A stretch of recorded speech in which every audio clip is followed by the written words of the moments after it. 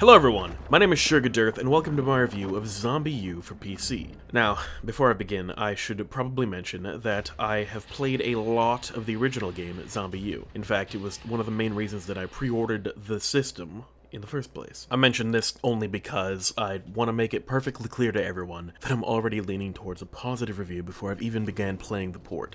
Also, here's a little bit of backstory as to why I decided to make this review in the first place. I've wanted to get into some form of games media for quite some time that does not involve my usual Let's Plays, because I've honestly become very bored of that, and I don't really want to be a Let's Player. This is shown by the absence of any substantial content whatsoever in the past year, until now. Hopefully, I could still get bored halfway through the recording and just say fuck it. See all of my Let's Plays. Okay, now that that's out of the way, we can actually get to the review part of the review. Good. Now, the first thing that I noticed upon starting the game, or the first thing I remember, since I don't have a very good memory for things that don't matter, was how terrible the melee combat system feels with a mouse. Now, don't get me wrong, this could be just because I spent over 200 hours playing Dead Island. It's my favorite game, no hate mate, game's great, I rate 8 out of 8. 8. But this melee system is basically the exact opposite of that masterpiece. Now, for those of you who don't know, in Zombie U, how melee works is you right-click to raise the bat, and then while still holding right-click, you click left-click to hit with the bat, which honestly took a lot longer to get used to than I would have hoped. Now, I understand why they did this. It's a remnant of the original version, where you did the same thing but with the right and left trigger. But, in my opinion, they should have absolutely considered changing it. Or at least that's how I felt in the beginning. I eventually got used to it, and even began to love how visceral it makes the combat feel. This system gives every swing of your bat a certain weight that most games seem to lack, which makes it feel even further away from Dead Island's combat system, which always felt extremely fast and fluid to me, but also lacking any sort of actual impact. The game is actually very Metroidvania-esque in that all the way throughout the game you see areas and doors and shit like that you can't access yet because you don't have the tool required to get there. These tools include the hammer, the lockpick, the C4, and the scanner. This means you'll most likely want to do a lot of backtracking for loot, which I actually quite enjoy the idea of because it being a survival horror game, you can always use more medkits and ammo. Now, more about the scanner. Originally you controlled it with the gamepad, wobbling it about in front of your fat fucking face to identify objects, which I always found kind of tedious since I'm the kind of person who likes to check every single corner of every room to make sure I don't miss anything. But I actually rather enjoy the way that they integrated it into the port. I forget what the default key was for the scanner, but I moved it to the corner of 1 and tab, also known as tilde. And now that I control it with a mouse instead of a giant piece of plastic that I have to wave in front of my face, it's actually a quite enjoyable piece of technology, if you want to call it that, it's just part of the game, to use. Now you might be wondering what else does the scanner do? Well, I'll tell you. The map on the screen, in the lower right hand corner, has a dot in the center of it. That dot represents your character. And the circle coming out of it every second or so represents the sonar ping, which is default T to start with, but you get an upgrade later that completely gets rid of that and does it automatically. That circle identifies zombies that are on the same level, that is, up and down, as you. So you aren't completely freaked out when suddenly there's a zombie out of nowhere, although it doesn't always identify them, specifically if the game hid one there for a jump scare, which it doesn't do that often, but it does do a couple times, just to warn you. It is also used to later hack open doors and identify invisible ink on walls that you use to solve puzzles.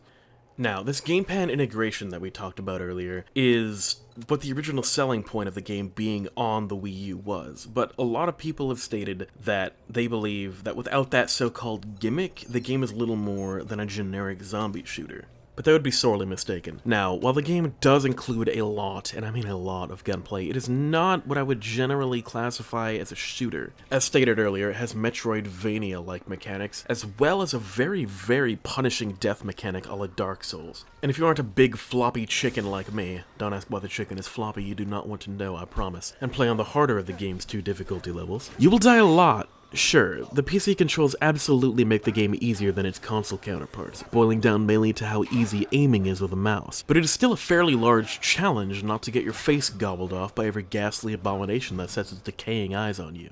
The worst part of this difficulty being that if you die multiple times in a row without retrieving your backpack from your predecessor, you lose everything, and you have to go back through the world trying to find your guns. Now, that didn't happen to me on the port.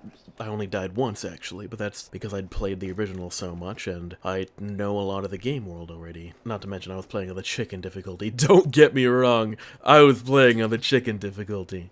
Actually, let's talk about the guns for a little bit, shall we? The game has your standard fare of weapons to choose from: pistols, sniper rifles, shotguns, assault rifles, submachine guns, as well as a magnum, which, yes, is technically a pistol, but it uses a different type of ammo, so shut up, and a crossbow.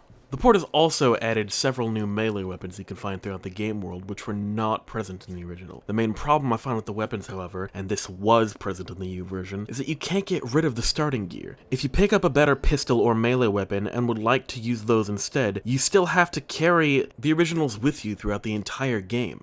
This means that once you do find an upgraded melee weapon, such as the baseball bat like I did, you have to carry 2 melee weapons with you, which is just a terrible oversight. I understand why they did this with the pistol. So they didn't want you to be able to drop the pistol in the storage box, kill yourself, and then go back and have twice as much ammo. I get that. But there is absolutely no reason for this to be the case with the melee weapon. Especially considering how extremely limited the storage space in this game is, which is fine.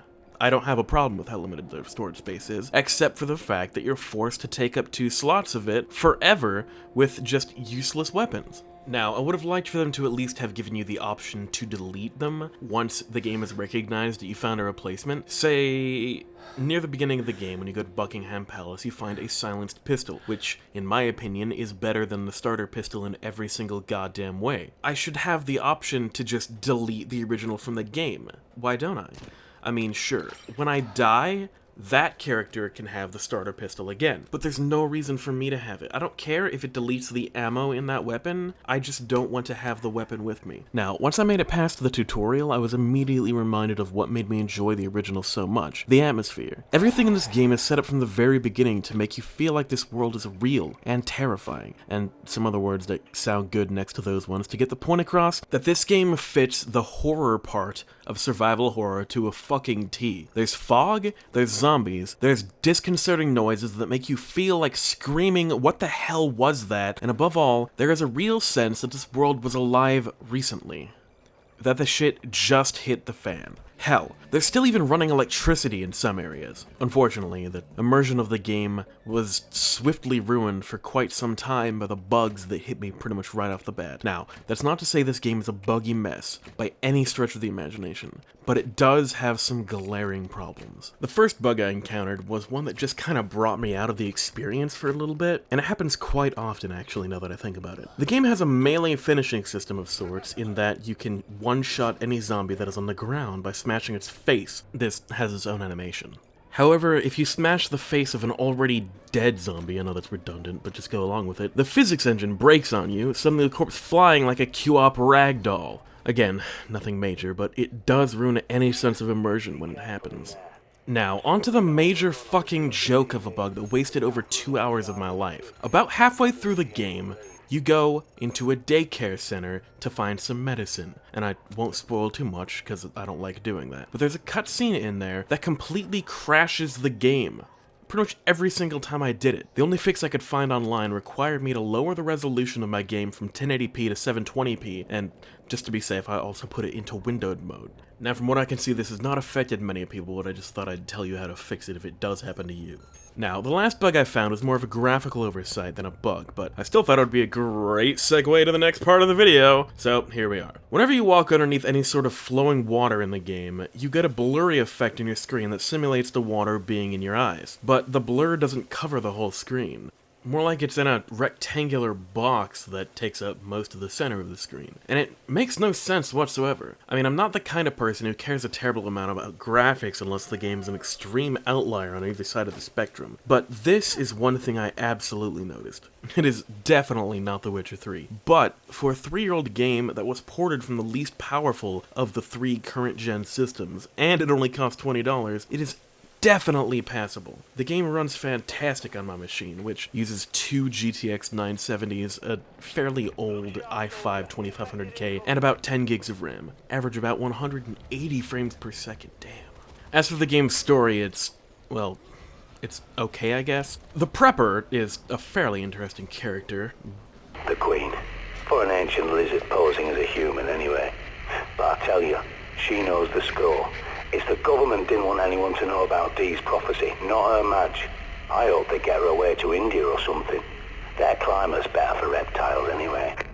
And I enjoy his interaction as he guides you through the game, but there really aren't any other notable characters. At all, at least not for their personality. There's a scientist you meet, an army woman you meet, and a crazy old man you meet. Them and the Prepper make up the entire cast of the game, and none of them really have any depth or personality. You don't interact with any of them, excluding the Prepper, for more than a few minutes total. Overall, I felt the story was a bit lacking, boiling down to a generic, find the thing and then escape. But would I want to hear more from this world and the people who live in it? Absolutely. Unfortunately, unless this port sells a substantial amount of copies, I highly doubt we will ever hear from this world again, since the original was a complete commercial failure. Excluding the bug that took up 2 hours of my life, Zombi took me just under 8 hours to beat according to the in-game timer, and I've come away feeling quite satisfied. The game was far too frightening for me to ever finish on the U because the whole lose all your shit was just too daunting for me, but the easier controls made it a breeze this time around. I would have to say that I really enjoyed my time with Zombi, and I'm sort of sad to be done with it. Though it may have frustrated me time to time with its bugs and odd design choices, it delivers exactly what I was needing from a zombie game. Visceral combat, an exciting and sometimes heart-pounding atmosphere, and last but certainly not least, the idea that death actually matters, which aside from games like Dark Souls is an aspect that is sorely missing from most games. I really hope this port sells well enough to get the idea out of the paper shredder, because if they ever announce a sequel, I will most definitely be buying it. The completely arbitrary, meaningless numerical designation I give this game is 7.8 out of 10. Would, and probably will play again. Thanks for watching! It means a lot. It's my first time doing something that required this much editing and pre-planning and everything, so yeah, thanks. I guess this is the part of the video where I ask you to subscribe and like, share, comment, and stuff like that. So you should probably leave if you're not into that. Feel free. You already finished the part that's important, but yeah.